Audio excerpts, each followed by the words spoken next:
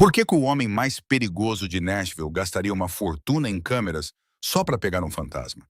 E o que acontece quando o monstro que você está caçando é o único que mantém seus filhos vivos? Joseph Alvarez era um homem de poder, um homem do momento.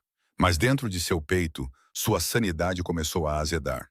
Ele se sentava sob o brilho com um olhar congelado, observando um estranho entrar em seu covil.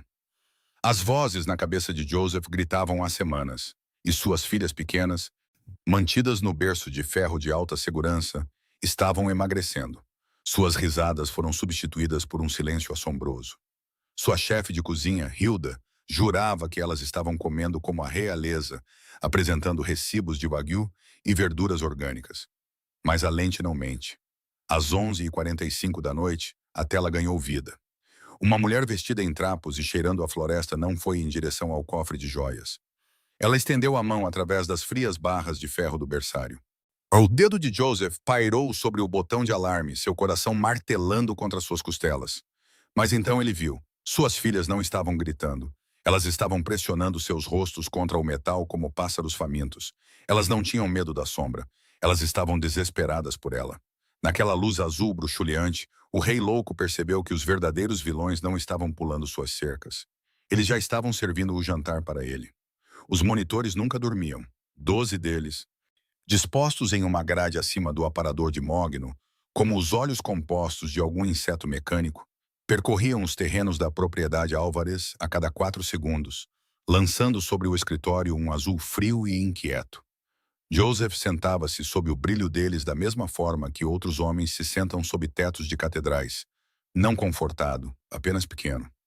A primavera tardia de Nashville pressionava quente e doce contra as janelas, com a Madre Silva cavalgando a brisa do Tennessee vinda da linha de árvores, mas dentro do escritório, seu copo de Blandon permanecia intocado no canto da mesa. O gelo já havia se rendido há muito tempo. A voz veio primeiro como uma frequência. Não palavras, nunca exatamente palavras, mas uma vibração atrás da orelha esquerda, como um dedo arrastado pela borda de um copo de cristal, fora de vista. Joseph pressionou 2 dedos tatuados contra sua têmpora, e a tinta ali, uma rosa dos ventos desbotada que um homem em Memphis havia agulhado em sua pele 11 anos atrás, estava borrada nas bordas, da mesma forma que as velhas verdades tendem a ficar. Você está sendo observado. Ele sabia que a voz não era real. Seu médico em Brentwood, um homem cuidadoso com olhos cuidadosos, havia explicado isso 2 vezes usando um diagrama, e uma vez usando uma metáfora sobre receptores de rádio defeituosos. Joseph havia concordado com a cabeça nas 2 vezes e aumentado sua equipe de segurança na manhã seguinte. Entender uma coisa e acreditar nela eram países separados, e ele nunca teve um passaporte para o segundo. Ele se afastou da mesa e se levantou, 1,88 m de lã preta sob medida e inquietação mal contida, movendo-se para a janela da mesma forma que animais enjaulados se movem para o canto, não por conforto, mas pela ilusão de uma parede às suas costas. Lá os terrenos se estendiam abaixo, iluminados e bem cuidados, a cerca de ferro do perímetro cortando uma linha dura contra o cinturão de árvores escuras que corria ao longo da borda norte da propriedade. Em algum lugar naqueles bosques, algo farfalhou. Um cervo, provavelmente, ou o vento se remodelando através dos cedros, provavelmente. Ele havia construído este lugar para ser impenetrável. 3 acres em um enclave fechado na Old Hickory Boulevard, cercas em todo o perímetro, uma equipe de segurança que se revezava em turnos de 8 horas e uma ala residencial para suas filhas que seu tenente Calvin Paris havia silenciosamente apelidado de berço de ferro, embora nunca na presença de Joseph. O nome chegou a ele de qualquer maneira. Nomes sempre chegavam. Rosalind tinha 3 anos. Camille tinha acabado de fazer 2 em fevereiro. O bolo de aniversário, uma pequena montanha de glacê de baunilha, na qual ela havia enfiado o rosto inteiro, enquanto a equipe aplaudia.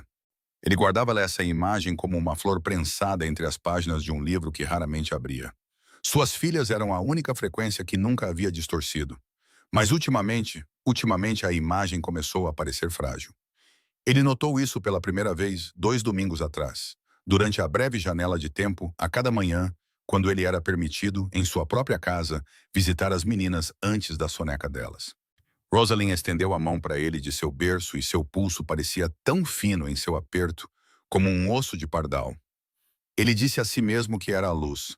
As janelas do berço de ferro ficavam voltadas para o norte, e a luz da manhã ali tinha uma qualidade cinzenta e diluída que fazia tudo parecer desbotado. Ele disse a si mesmo isso mais 4 vezes desde então. A voz atrás de sua orelha não acreditou nele. Hilda Fernandes administrava a cozinha da casa há quase 3 anos. Trazida de uma propriedade particular nos arredores de Savannah, Geórgia, com referências que pareciam uma cerimônia de premiação culinária. Ela administrava o orçamento de alimentos com a precisão de um contador federal e a autoridade de uma mulher que sabia exatamente o quanto valia. Toda semana ela apresentava a Joseph um menu impresso, codificado por cores, plastificado, absurdamente detalhado. E toda semana ele o rubricava sem ler além da primeira linha, porque o esforço de se importar com purê de abóbora parecia uma exigência a mais para um homem que já lutava uma guerra dentro de seu próprio crânio. Ele confiava nela. Ele confiava em toda a sua equipe. Ou seja, ele havia chegado a entender nos últimos dias, sem dormir, a forma específica de sua vulnerabilidade. O pulso de Rosalind, as maçãs do rosto de Camille, de repente visíveis onde não estavam em março. Joseph se virou da janela. Os monitores alternavam. A linha de árvores do norte apareceu na tela central por exatos 4 segundos. Escura, densa, ilegível, antes que a imagem mudasse para o portão da frente. Ele observou o quadro vazio onde os bosques estiveram e aquela frequência incômoda zumbindo firmemente atrás de sua orelha esquerda. Suas filhas estavam emagrecendo, o orçamento da cozinha estava aumentando, e em algum lugar entre esses 2 fatos vivia uma verdade que ele ainda não conseguia ver. Amanhã. Ele decidiu que ligaria para Calvin. Não sobre a equipe. Ainda não.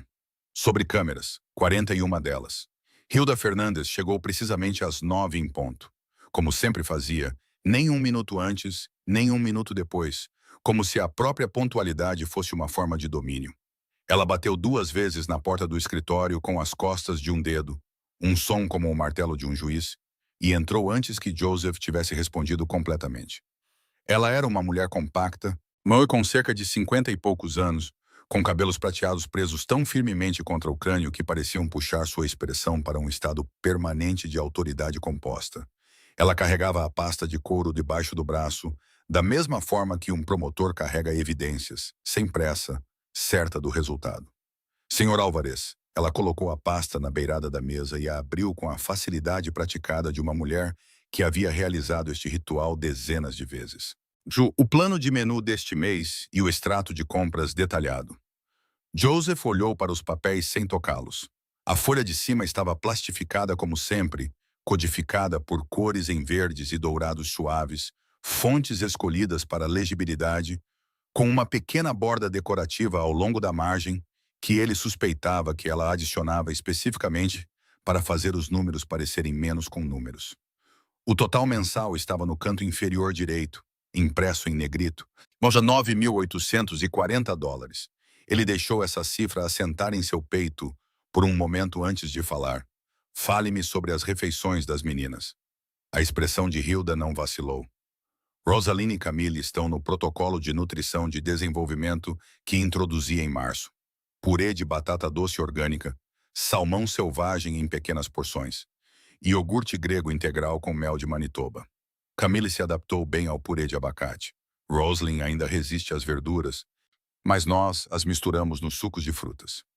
Ela entregou isso da mesma forma que um poeta entrega uma estrofe bem ensaiada, suave, ininterrupta, quente o suficiente para parecer genuína. Joseph pegou a folha do menu. Abaixo do plano de refeições semanais para adultos, que era elaborado o suficiente para sustentar um restaurante com estrela Michelin, havia uma subseção intitulada Nutrição do Berço de Ferro. Semanas 1 a 4, cada entrada era fotografada. Pequenas tigelas de cerâmica dispostas em linho, porções dimensionadas para mãos pequenas, cores vivas o suficiente para sugerir frescor. As fotografias eram lindas, mas pareciam o tipo de imagem que aparece em revistas para pais vendidas em livrarias de aeroportos em cidades como Portland e Austin. Aspiracionais e um pouco irreais. Mal ele estudou a foto de um filé de salmão ao lado de uma roseta de purê de batata doce e um pequeno ramequim do que a legenda identificava como ricota de leite integral regada com mel. O pulso de Rosalind em sua mão, fino como uma pergunta. Estas fotografias, ele disse baixinho, quando foram tiradas? Eu documento cada refeição para seus registros, conforme solicitado. Hilda cruzou as mãos na cintura. Comecei a prática em janeiro. Ele assentiu lentamente, da mesma forma que um homem assente quando está decidindo algo em vez de concordar com algo. A folha plastificada capturou a luz da manhã que entrava pela janela voltada para o leste, e por um breve e desorientador momento, as cores daquelas refeições fotografadas, o laranja da batata doce, o rosa do salmão, pareciam quase saturadas demais, perfeitas demais. O tipo de perfeição que existia em apresentações, não em cozinhas. A frequência atrás de sua orelha esquerda se agitou, baixa e insistente. Ele pressionou o polegar contra a rosa dos ventos em sua têmpora e respirou fundo. A entrega de mantimentos, ele disse. Quem a recebe? Eu e a equipe da cozinha. As entregas chegam às terças e sextas-feiras do distribuidor em Franklin. Eu assino cada remessa e o inventário de armazenamento. Você gerencia isso também. Pela primeira vez, algo mudou no espaço ao redor da compostura de Hilda. Mas não seu rosto. Seu rosto permaneceu plácido como um lago congelado em janeiro. Mais algo na maneira como ela redistribuiu seu peso, uma fração de polegada de seu pé esquerdo para o direito. Era o tipo de movimento que as pessoas fazem quando estão recalculando. Eu supervisiono. Sim, Darlene ajuda com a auditoria semanal.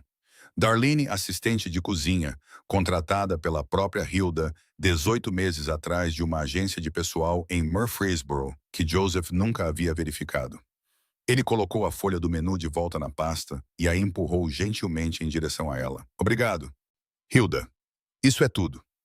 Ela pegou a pasta com a mesma certeza, sem pressa, e saiu da sala, fechando a porta atrás de si com o clique suave e definitivo de alguém que acreditava que a reunião tinha corrido a seu favor. Joseph permaneceu na mesa por um longo momento depois que ela se foi, o escritório voltando ao seu silêncio frio e monitorado. Ele pegou o copo de Blendons, pegou seu telefone e enviou uma mensagem para Calvin. Ele estava no meio de um longo e lento gole de seu café quando viu a mensagem. Era de sua irmã e dizia: Sinto muito, mas não posso ir à festa esta noite. Estou me sentindo mal e preciso descansar. Ele suspirou e colocou o telefone de volta no bolso. Ele sabia que sua irmã provavelmente estava certa e que ele provavelmente deveria tirar o dia de folga do trabalho e descansar. Mas também sabia que estava se sentindo um pouco culpado por isso. Ele estava ansioso pela festa a semana toda e agora ia perdê-la. Ele se sentiu um pouco desapontado, mas também sabia que provavelmente era o melhor a fazer. Ele respirou fundo e decidiu ir para a cama cedo e descansar um pouco. Ele esperava que sua irmã melhorasse logo e que ele pudesse ir à festa no dia seguinte. Ele pegou seu telefone e enviou a Calvin uma única mensagem de texto. 4 palavras, as mesmas que ele havia decidido na noite anterior, enquanto olhava para a linha de árvores escura. Me consiga as câmeras. Se você está gostando do rumo desta história, esmague o botão de like agora e se inscreva no canal. Eu tenho muitas histórias para você. Calvin Perez chegou à propriedade antes do amanhecer, como sempre fazia quando as mensagens de Joseph vinham sem explicação. Um homem que passou 11 anos lendo os silêncios de Joseph Alvarez aprendeu a tratar uma mensagem de 4 palavras da mesma forma que um marinheiro trata um barômetro em queda. Não como informação, mas como um aviso para se preparar. Ele encontrou Joseph no corredor leste, parado na janela que dava para a parede externa do berço de ferro. As meninas não acordariam por mais 2 horas. Os terrenos ainda estavam cinzentos e silenciosos. O orvalho pesado nos postes da cerca de ferro, a linha de árvores ao norte, escura e ilegível na luz da manhã. Você parece que não dormiu, disse Calvin. Eu preciso de 41 câmeras. Joseph não se virou da janela. De alta qualidade, do tipo que ainda captura imagens nítidas às 2 da manhã, quando não há lua. Térmicas, se você conseguir. Calvin ficou em silêncio por um momento. Ele era um homem magro, de pele olivácea e ponderado, com o tipo de quietude que não vinha da calma, mas da disciplina. Ele há muito tempo parara de questionar os instintos de Joseph sobre segurança. Esses instintos mantiveram ambos respirando em situações que deveriam ter terminado de forma diferente. Isso é uma instalação significativa, ele disse cuidadosamente. O sistema atual, o sistema atual tem pontos cegos. Joseph finalmente se virou, e Calvin leu seu rosto como sempre fazia, rapidamente, minuciosamente, procurando pela tensão particular que significava que as vozes estavam altas. Hoje. Estava lá, mas por baixo havia outra coisa, algo mais frio e mais deliberado do que a ansiedade. Eu quero cobertura em todos os cômodos da ala residencial, ambos os ângulos dos berçários, a cozinha, o corredor de armazenamento de alimentos, o corredor dos aposentos da equipe, cada ponto de entrada do perímetro norte. Calvin tirou um pequeno caderno do bolso do casaco. Um velho hábito. Ele escreveu nele com uma lapiseira, minúsculo e preciso. Você quer me dizer o que estamos procurando? Uma ameaça de assassino. Joseph disse isso secamente, da mesma forma que um homem declara uma história de cobertura que ele já decidiu. A informação veio através de um contato em Louisville. Alguém pode ter sido contratado para agir contra a propriedade. É isso que você dirá à equipe se eles perguntarem por que a equipe de instalação está aqui. O caderno parou. Calvin olhou para cima. E o que eu estou realmente procurando? A pergunta ficou entre eles por um instante. Lá fora, um pássaro começou a cantar em algum lugar nos cedros. Uma única nota insistente repetida 4 vezes antes de parar. Nada ainda, disse Joseph. Por enquanto... eu só preciso dos olhos. Calvin entendeu então que não se tratava de um assassino. Ele conhecia Joseph há tempo suficiente para reconhecer a qualidade particular de um problema que Joseph ainda não estava pronto para nomear. Algumas verdades precisavam ser vistas antes de poderem ser ditas. Ele escreveu um número em seu caderno, circulou-o e fechou a capa. Conheço uma equipe de Knoxville, empreiteiros particulares com seguro. Eles já fizeram instalações sensíveis antes. Eles podem estar aqui na quinta-feira. Quarta-feira. Quarta-feira, Calvin repetiu sem discutir. Vou precisar de uma planta de cada cômodo que você quer cobrir.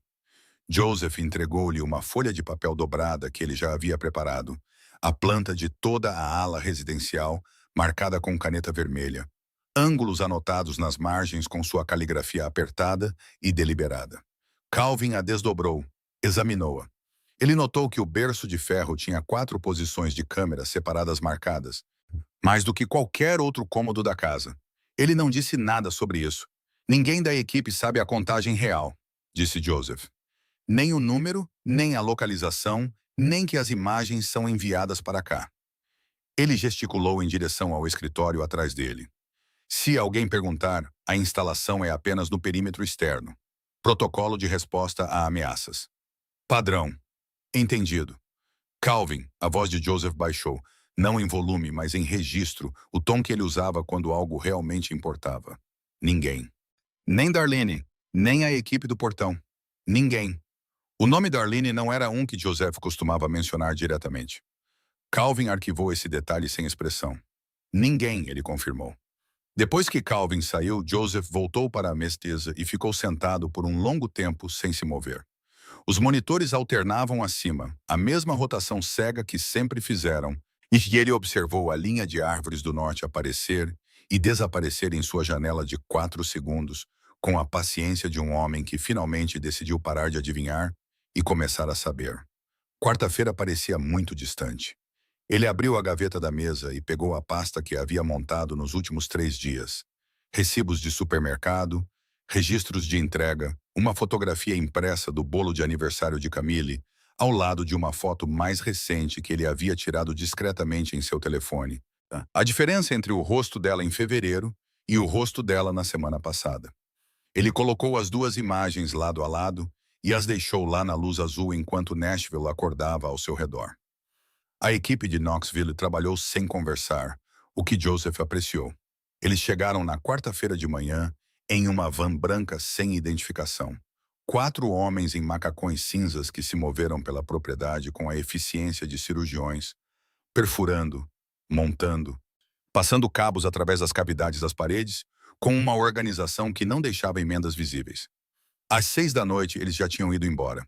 E às 7, Joseph estava sentado à mesa em seu escritório, de frente para uma grade de monitores recém-expandida que fazia a antiga parecer a tentativa de vigilância de uma criança. 41 feeds, cada ângulo, cada corredor, cada sombra. Ele sentou-se com um bloco de notas e os examinou metodicamente. da mesma forma que abordava tudo o que importava, cômodo por cômodo, ângulo por ângulo, verificando a sobreposição de cobertura, identificando quaisquer pontos cegos restantes e anotando-os na margem. O berço de ferro aparecia em 4 telas simultaneamente, cada uma de um quadrante diferente. Ele passou mais tempo nessas 4 do que em todas as outras juntas. As meninas estavam dormindo quando o sistema entrou em operação. Rosalind encolhida de lado, um pequeno punho sob o queixo. Yara Camille deitada de costas como sempre dormia, com os braços abertos como se estivesse tentando abraçar o berço inteiro. Mas observá-las através dos monitores produziu um sentimento no peito de Joseph, para o qual ele não tinha uma palavra adequada. Algo entre alívio e uma dor cuja fonte ele ainda não conseguia localizar.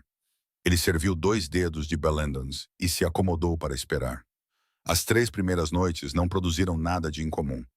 A equipe se movia em suas rotinas com o ritmo banal de pessoas que acreditavam não estar sendo observadas.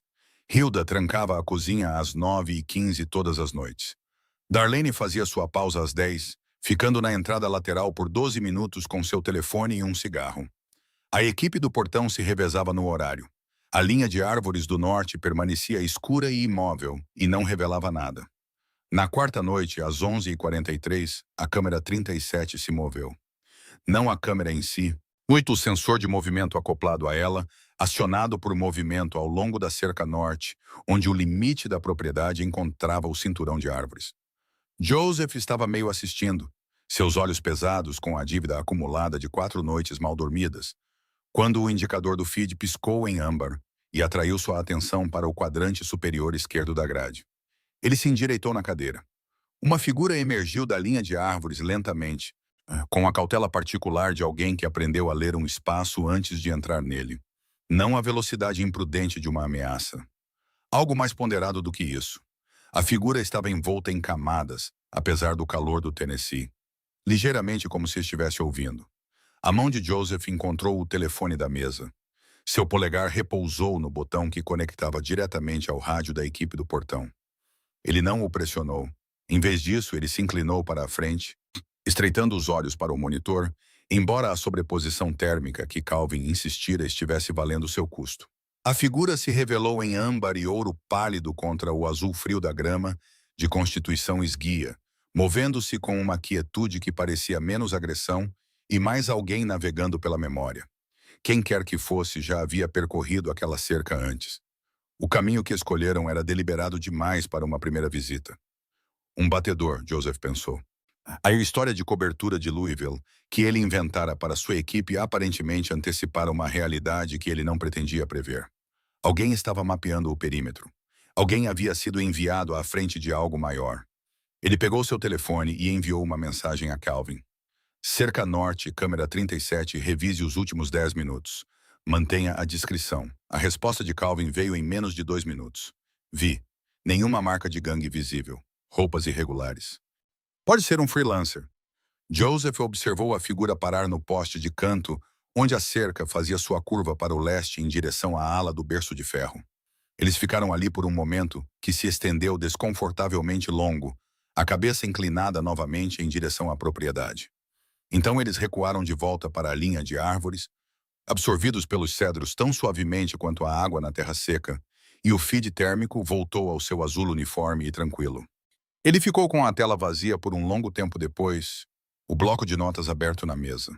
Não havia nada de predatório naquele movimento. Não havia nada de predatório na postura daquela figura, nenhuma avaliação de alvo na maneira como eles ficaram no canto da cerca. Eles não estavam estudando a segurança. Eles não estavam estudando o prédio. Eles estavam ouvindo em direção ao berço de ferro. Ele não dormiu. Ele disse a si mesmo que dormiria. 2 horas, talvez 3. O suficiente para limpar a névoa de trás de seus olhos.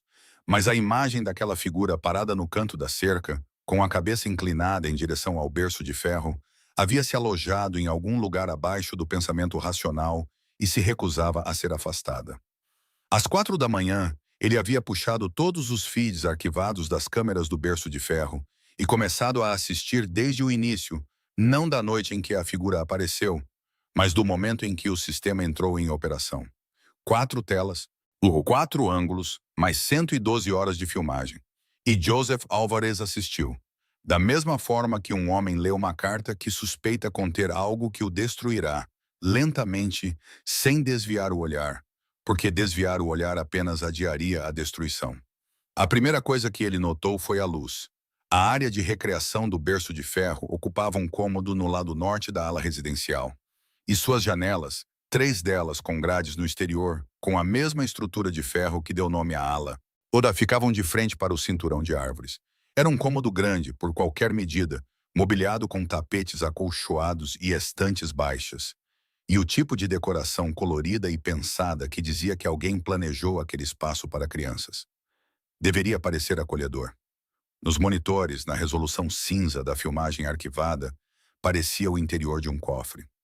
As meninas passavam a maior parte do dia ali. Rosalind desenvolveu o hábito de sentar perto da janela do lado leste, pressionando a palma da mão contra o vidro da mesma forma que as crianças fazem quando tentam alcançar algo do outro lado.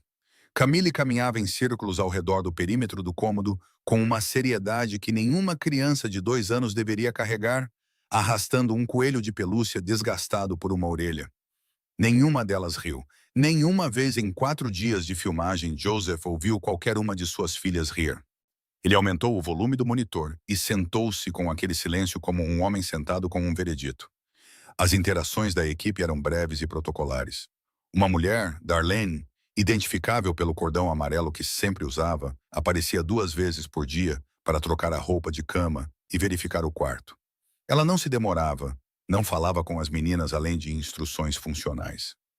As interações duravam 4 minutos em média, e quando Darlene saía, e Joseph a observava fechar a porta atrás de si, e na câmera externa, ouvia o som inconfundível para o qual ele estava inconscientemente se preparando. A fechadura se engatando. Ele tocou de novo e de novo, 4 dias diferentes, manhã e tarde. Darlene saindo do berço de ferro, puxando a porta pesada e o ferrolho deslizando para o lugar pelo lado de fora. Joseph pousou seu copo com muito cuidado na mesa. O berço de ferro havia sido projetado com um mecanismo de travamento no exterior. Pois ele sabia disso, ele mesmo havia aprovado a especificação de segurança. A lógica era que o cômodo precisava ser seguro contra ameaças externas, um intruso, uma violação, um cenário onde as meninas precisassem ser seladas lá dentro para sua proteção. A fechadura existia como último recurso, uma característica de crise, não de rotina. Na filmagem, era rotina. Ele rebobinou para uma manhã de terça-feira, 9h47. Rosalind estava parada na porta, a mão pequena espalmada contra ela, pressionando daquela maneira particular que significava que ela queria que abrisse. Ela ficou ali por 6 minutos. Joseph observou o tempo passar no canto da tela, sua mandíbula se contraindo a cada minuto que passava. Mas após o 6º minuto, Rosalind abaixou a mão e voltou para a janela. Ela se sentou ao lado do vidro, pressionou a palma da mão contra ele e olhou para a linha de árvores, o cinturão de árvores, a mesma direção de onde a figura estava ouvindo. Joseph se afastou da mesa e se levantou, precisando colocar distância entre ele e os monitores, sem conseguir realmente deixá-los. Ele caminhou até a janela, depois voltou. A frequência atrás de sua orelha esquerda não era uma voz esta noite. Era algo mais simples e mais brutal. Uma pressão, constante e insistente, a sensação de algo enorme tentando passar por uma abertura muito pequena. Suas filhas estavam sendo trancadas. Não à noite, não durante cenários de ameaça. Durante o dia, enquanto Nashville seguia seus negócios comuns, e Hilda Fernandes preparava seus menus plastificados, e Calvin Perez gerenciava a rotação do portão, e o próprio Joseph se sentava neste escritório, gerenciando um império de ferro. Suas filhas estavam sendo trancadas naquele quarto voltado para o norte. Ele pensou na mão de Rosalind contra a porta. 6 minutos.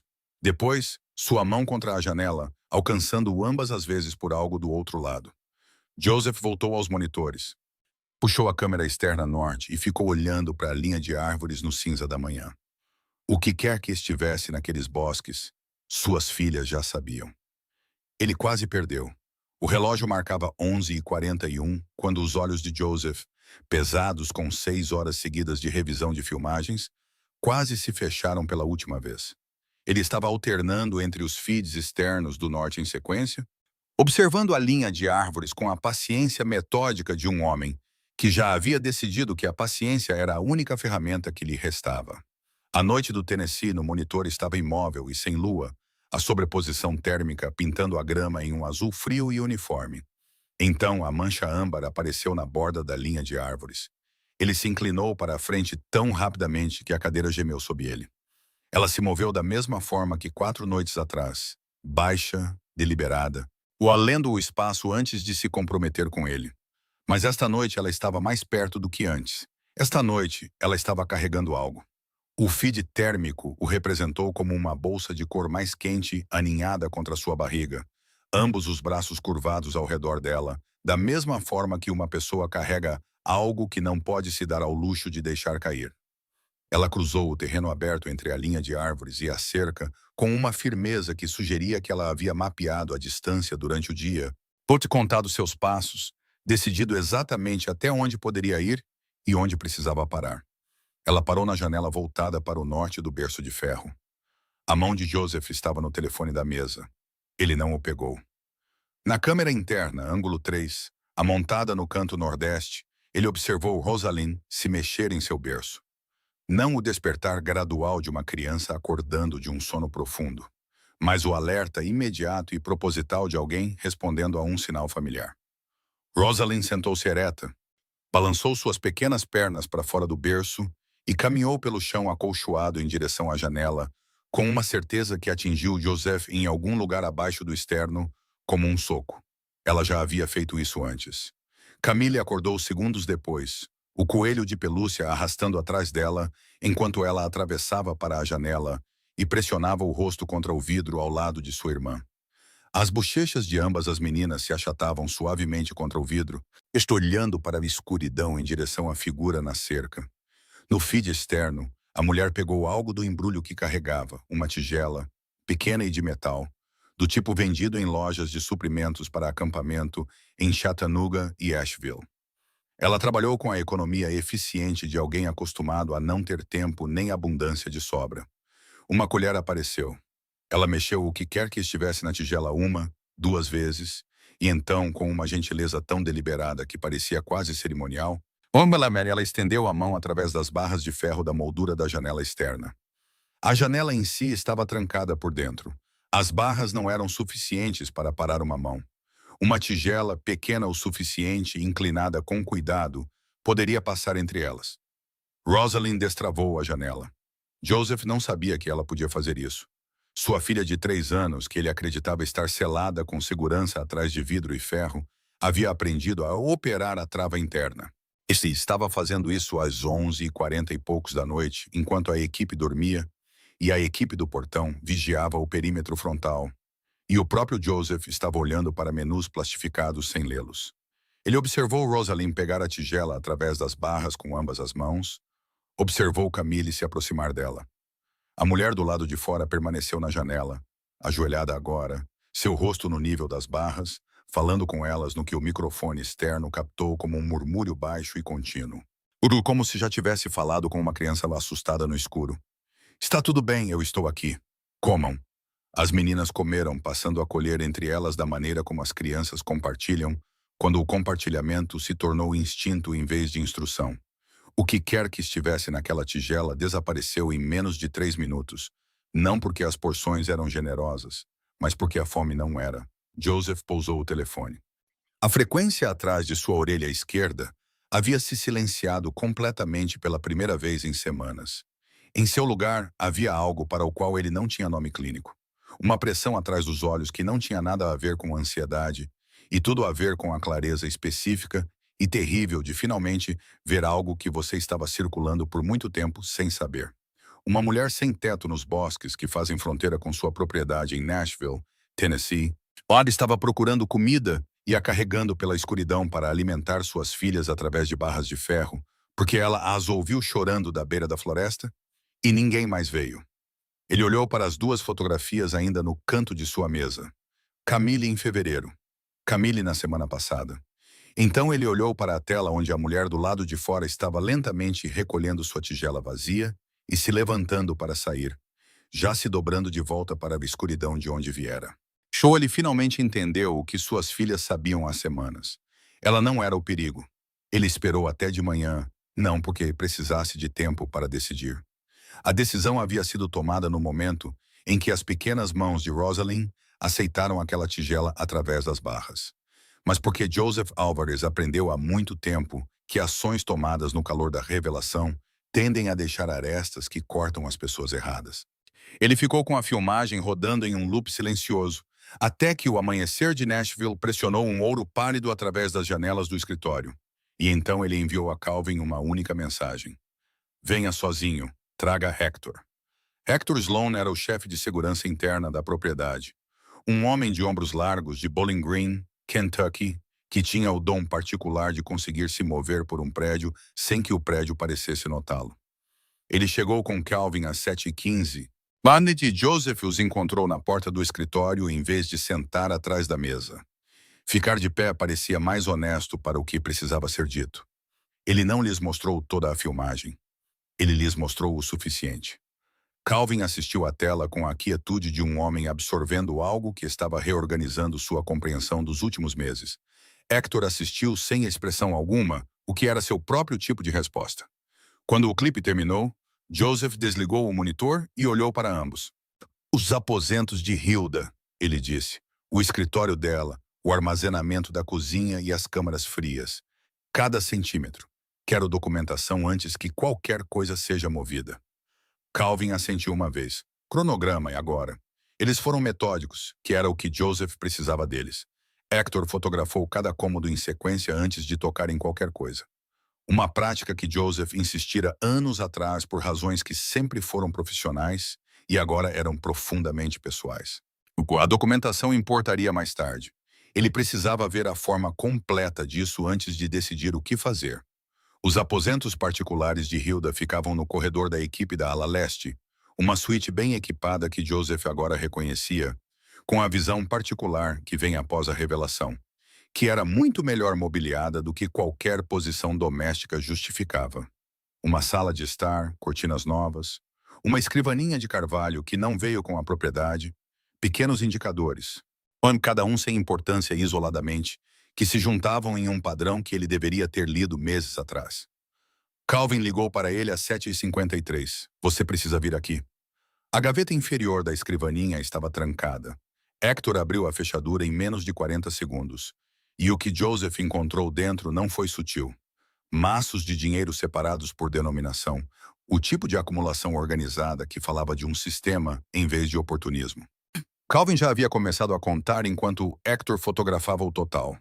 Quando Calvin leu, era pouco mais de $14 mil. Dinheiro que não tinha explicação consistente com o salário de uma chefe de cozinha. Mas foi a câmara fria que parou Joseph completamente. A principal câmara fria da propriedade ficava ao longo da parede norte da cozinha. Uma unidade de refrigeração de nível comercial instalada quando Joseph comprou a propriedade, grande o suficiente para armazenar provisões para um mês para toda a casa. Ele nunca teve motivo para inspecioná-la pessoalmente. Ele entendeu agora que esse era precisamente o ponto.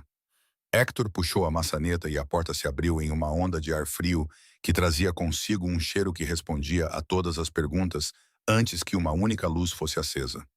As lâmpadas fluorescentes piscaram acima de prateleiras empilhadas com pacotes selados a vácuo e recipientes rotulados. Joseph ficou na porta e olhou para o que $9.840 por mês realmente haviam comprado.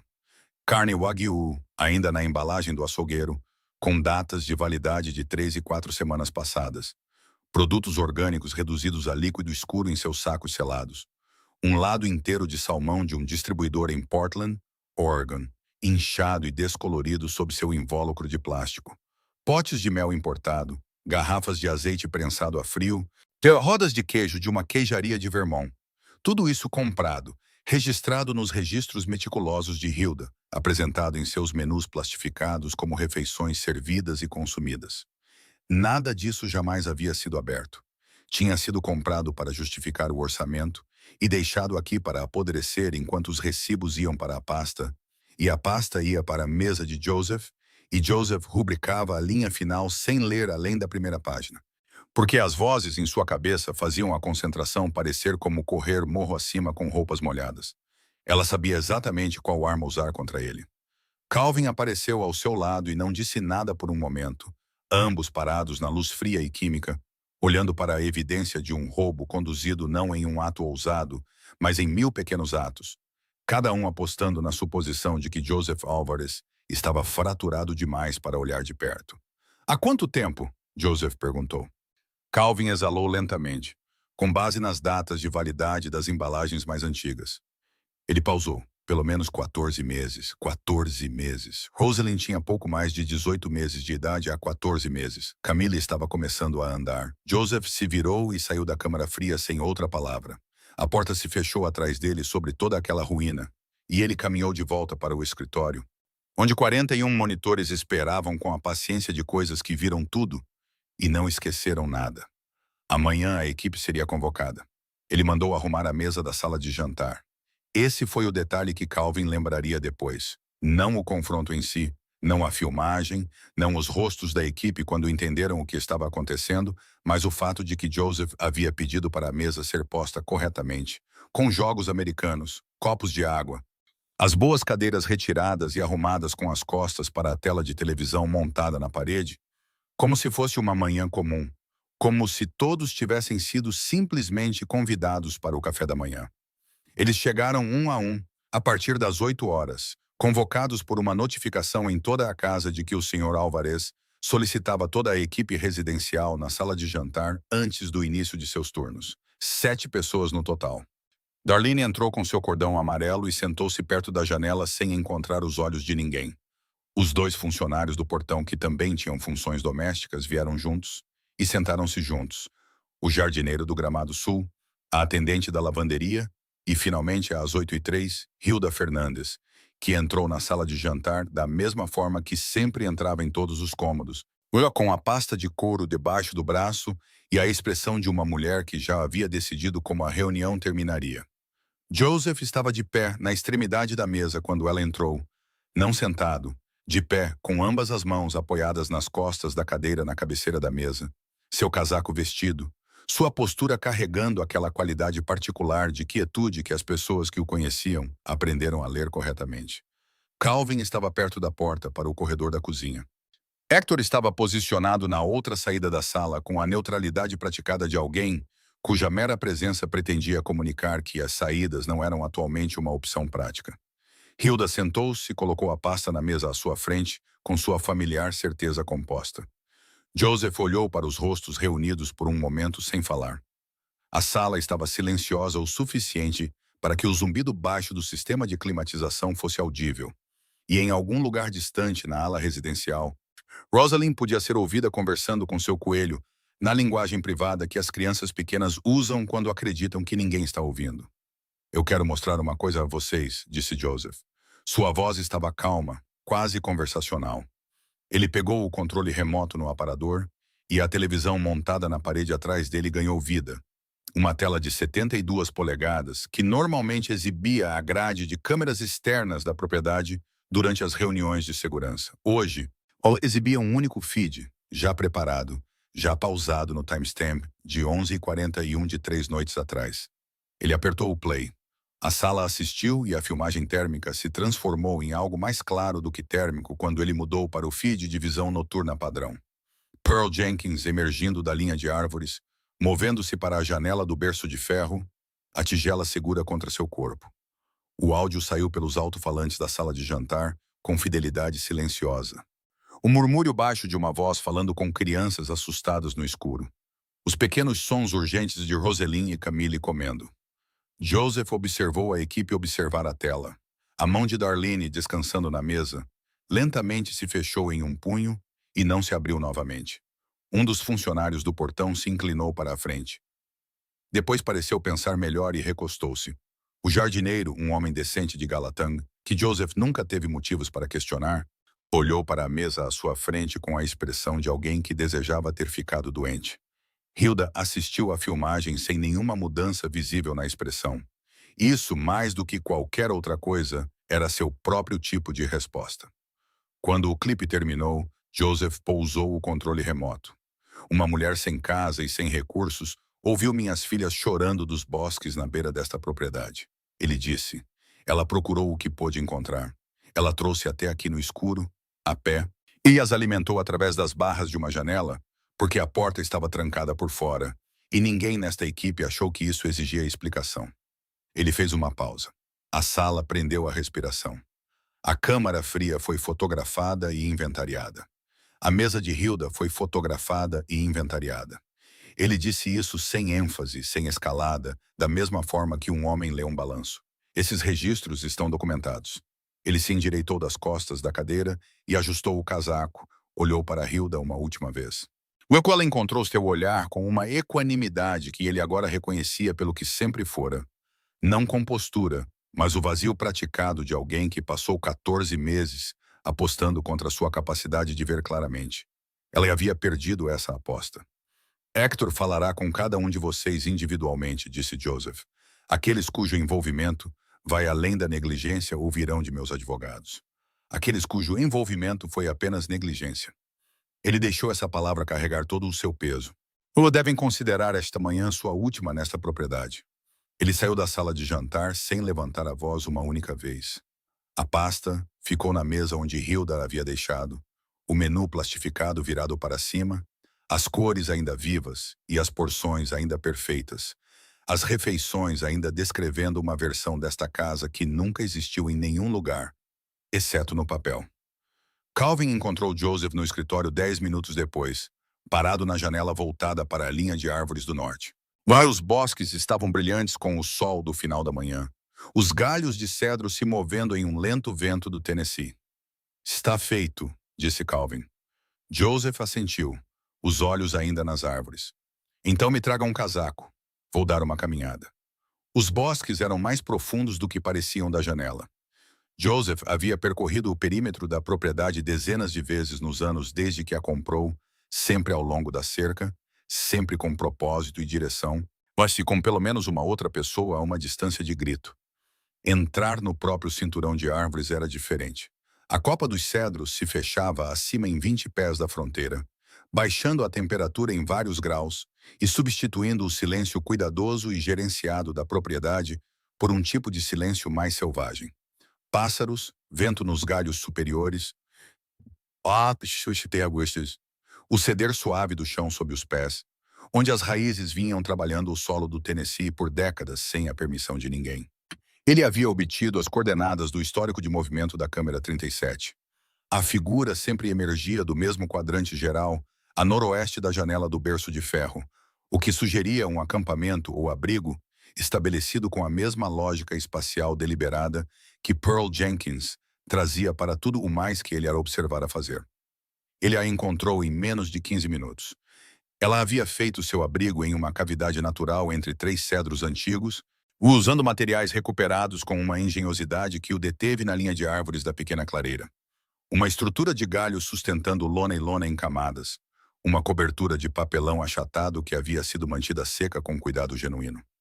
Uma pequena fogueira cercada por pedras que mostrava a engenharia paciente de alguém que aprendeu a gerenciar o fogo com segurança em espaços confinados.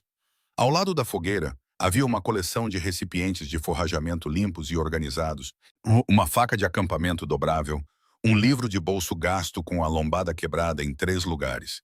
Pearl Jenkins estava sentada em um caixote virado do lado de fora do abrigo quando Joseph entrou na clareira, e ela o viu no mesmo momento em que ele a viu. Nenhum susto dramático, nenhuma reação de fuga, apenas uma mulher muito quieta em seus 40 e poucos anos fazendo a avaliação imediata e precisa de sua situação. Seu rosto estava curtido da maneira particular que vinha de anos vividos ao ar livre em exposição genuína, em vez de recreação. Seus olhos escuros e diretos moveram-se do rosto de Joseph para suas mãos e de volta com o alerta de alguém que aprendeu a ler a diferença entre uma ameaça e uma pessoa. Joseph parou a uma distância respeitosa e não disse nada por um momento, deixando-a lê-lo da mesma forma que ela havia lido os terrenos da propriedade antes de se aproximar. Cuidadosamente, em seus próprios termos. Eu vi você nas minhas câmeras, ele disse. Todas as noites nas últimas 3 semanas. Antes disso também, eu acho. Pearl Jenkins olhou para ele firmemente. Eu ouvi ela chorando. Sua voz era sem pressa, carregando uma cadência baixa da Geórgia, que não havia se perdido completamente com anos de deslocamento. Ouvi da linha de árvores. A primeira vez pensei que fosse um animal. A segunda vez, eu sabia que não era. Joseph absorveu isso sem responder imediatamente. Ela havia ouvido suas filhas chorando dos bosques no escuro e se moveu em direção ao som em vez de se afastar dele. Enquanto as pessoas dentro de sua casa, pagas, alojadas e alimentadas por ele, haviam se movido firmemente na direção oposta. O que você estava dando a elas? Ele perguntou. O que eu podia encontrar que fosse seguro. Nenhuma defensiva nisso. Apenas um fato. Mingau de aveia, principalmente. Forrageado quando eu podia. Amoras são boas nesta época do ano, tão ao sul no Tennessee. Às vezes, arroz que eu esticava do banco de alimentos em Brentwood. Sua pequena, a mais velha, ela gosta de doce. Comecei a adicionar um pouco de mel silvestre quando conseguia encontrar. Roslyn, ela gostava de doce. Joseph não sabia disso sobre sua própria filha. Ele olhou para esta mulher em sua cavidade de cedro, com seus recipientes limpos e seu fogo cuidadosamente gerenciado, e sentiu todo o peso acumulado de tudo o que as últimas 2 semanas haviam revelado se assentar em clareza permanente. Pearl Jenkins havia construído uma vida nestes bosques com a mesma competência metódica que ele havia trazido para construir um império. E ela havia passado uma parte dessa vida cuidando de seus filhos por nada mais do que a convicção de que uma criança chorando no escuro exigia uma resposta. Eu quero que você entre, disse Joseph. Pearl olhou para ele sem se mover. Dentro da propriedade. Ele fez uma pausa, escolhendo as próximas palavras com cuidado. Minhas filhas conhecem sua voz. Elas confiam em suas mãos. Estou pedindo que você deixe isso acontecer em uma mesa adequada, à luz, com uma cozinha que finalmente será usada para o que as cozinhas devem ser usadas. A clareira reteve o som do vento nos cedros enquanto Pearl Jenkins considerava isso. Eu não aceito caridade, ela disse. Eu sei. Joseph manteve seu olhar. Estou oferecendo um emprego. Minhas filhas precisam de alguém que já demonstrou, sem qualquer incentivo, que aparecerá no escuro e garantirá que essas meninas sejam alimentadas. Essa não é uma qualidade que eu possa avaliar em uma entrevista. Pearl olhou para o abrigo que havia construído, para a vida cuidadosa e determinada montada a partir de sucata e paciência. E então olhou de volta para o homem parado na beira da clareira em seu bom casaco, que havia entrado nos bosques sozinho e desarmado, e que a estava observando da maneira como um homem observa algo que ele finalmente, a um grande custo, aprendeu a ver corretamente. Ela se levantou do caixote. Eu quero ver a cozinha primeiro, ela disse. A caminhada de volta através dos cedros foi silenciosa. A luz da manhã do Tennessee caindo através da copa em ângulos longos e limpos, e quando eles emergiram da linha de árvores para o terreno aberto da propriedade, as janelas do berço de ferro já estavam brilhantes com o sol. Joseph podia ver do outro lado do pátio 2 pequenos rostos pressionados contra o vidro. Rosalind a viu primeiro. A reação foi imediata e inconfundível. Ambas as meninas se afastando da janela em direção ao interior, erro que significava que estavam correndo para a porta, correndo em direção ao som de alguém em quem confiavam chegando. A frequência atrás da orelha esquerda de Joseph estava completa e absolutamente silenciosa. Ele segurou a porta aberta e Pearl Jenkins entrou na luz. Joseph Alvarez construiu muros para manter o perigo fora e quase perdeu tudo para o perigo que já estava dentro. Ele aprendeu que poder sem presença é apenas um ponto cego caro, que a ansiedade, se não for controlada, se torna a cobertura perfeita para aqueles dispostos a explorá-la, que a pessoa mais perigosa na sala nem sempre é aquela que parece ser, e que o cuidado genuíno não pode ser falsificado, plastificado ou listado em uma planilha de orçamento. Mas às vezes, a pessoa que não tem nada é a única que está dando tudo. Deixe um comentário abaixo. Qual foi a lição da história de Joseph que mais te marcou? Vamos conversar sobre isso.